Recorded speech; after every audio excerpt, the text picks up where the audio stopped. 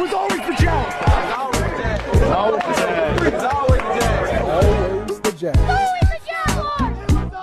Jags. Welcome into Always the Jags. It's your host, King Whale, where we talk about all things Jacksonville, all things Jaguars, all things Duval. Today, our episode is just going to be takeaways from OTAs. I'm going to talk about, some of the highlights and things that we noticed from OTAs and what we should be looking for as we hit the waiver wire, as that's going to be coming up pretty soon. And pretty soon I'll do like a roster prediction probably in a couple of weeks and then see how that pans out after the training camp, see if anything changes. I already have a pretty good idea of what I think the roster is going to be, but again, we'll see as we get closer. But first, I got to start this off by a huge announcement for anybody who knows me, knows that I lived in Charlotte for a very long time, but I'm originally from Florida, hence being a Jaguars fan. And it's my pleasure to officially announce next month I will officially be living in Jacksonville. So this is no longer a podcast from a Jaguars fan living in Charlotte. It is now going to be a Jaguars fan living in Jacksonville. Let's go. So I'm super excited about the move. It was the right thing for my wife and I. We'll end up being closer to family and closer to the community, to our Jaguars fans, to our people. As it turns out, there aren't a lot of bars in Charlotte with Jaguars fans. So we'll be in Jacksonville coming up pretty soon, sometime next month, just in time for the season to get ready as we enter this lull. So let's do my takeaways from OTAs. I don't know if I was trying to come up with if I have 3 or 4 or 5, but I'm just going to talk about my takeaways from OTAs. My first thought is Travis Hunter is a beast, but let him, become an animal first, if that's the best way to put it. Travis Hunter is a beast. We all saw that highlight reel over and over again where he, first of all, just being stride for stride with Brian Thomas Jr. is something to be, that's an accomplishment in and of itself. And he was, they started from the line of scrimmage and he was running with him. And Brian Thomas Jr. is one of the fastest guys in the NFL. Most people cannot just run stride for stride with him. Travis Hunter could. So he's fast, which is great for our defense. And then he tipped it to himself and caught it. And it was the craziest interception. It was going viral. People were going crazy. And NFL pundits picked it up and they were like, well, let's actually look at it. And I looked at it. The ball hit the ground. He tipped it. It kind of hit the ground. And one guy was like, oh, I think he tugged on him. And they started kind of picking it apart and everything. So I say all that to say Travis Hunter is going to, the thing is, even if that's a penalty or even if the ball touched the ground, we didn't have a cornerback athletic enough to make that play last season. Jerrion Jones is close, but he still is just not that guy. So let's celebrate the wins as they come, right? But again, Travis Hunter is a beast. But let's let him grow. We don't have to start looking at these things and being like, oh, the best corner in the NFL. Oh, he's going to go crazy. He's going to be good. He's going to play good, but he needs room to grow because it's as we blow these plays out of proportion, other people are going to come back and look at them and try to throw water on it and cool it down. You know what I mean? So it's let's not overhype him because I don't want to see him get torn down when it was still a great play. You know what I mean? But they're purposely trying to tear it down so that way, to kind of cool the flames of all the excitement around him. There's always going to be a lot of buzz around him, right? I mean, two-way player. I tell people that's why I moved to Jacksonville. Once we drafted Travis Hunter, I was like, I got to see that. But there's always going to be a lot of excitement around him. It's let's just not let it overpower what he does, right? Let's not let it overpower, or let's just not let it. I guess this is the best way to put it because again, he's going to be great. I'm looking forward to him being great. I think he's going to surprise a lot of people, a lot of doubters too that didn't really believe in him. But let's give him a chance to prove what he can do. And that's all. That's my main thought on that one. Secondly, I think the Jaguars are adopting the Rams 5-star approach. And if we are, that's beautiful because now we get one extra spot in that 5-star approach. Now, what is the 5-star approach, of course? So back when the Rams were, either they had just won the Super Bowl or they were trying to win a Super Bowl, they had traded for Matthew Stafford. And after they paid everybody, it was kind of a very top heavy roster. And it was they've got Rams have five superstars that are paid like superstars, and that's how and the rest of their team just fills in the gaps between those. And it was Matthew Stafford, Cooper Kupp, I think Robert Woods, I want to say. Um, it might have been Matthew Stafford or Jared Goff, Aaron Darnold, and then no, it was Matthew Stafford, Aaron Donald, and Jalen Ramsey. And all those guys were pretty much the top paid at their positions. You could argue they were the best at their positions. I think that was the year Cooper Kupp won the Triple Crown. And the whole article, what they were highlighting is like this is the Rams' new approach. Build it around five, really top line superstar guys, and everyone else, fills in and has their role. So for the Jaguars, that's starting to take shape for us, right? We've got Trevor Lawrence.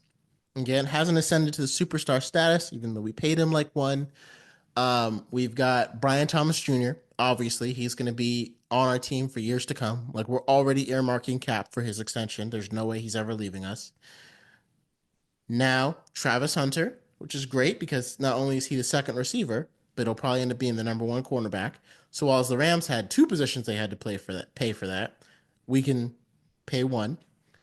Josh Allen, who's had a down year, but still is the cornerstone edge of our defense. And the question is, who is that last spot going to be? And there's lots of options. Maybe Trayvon Walker will really step up, and it'll end up being that. That would be fine by me. And earn that monster extension.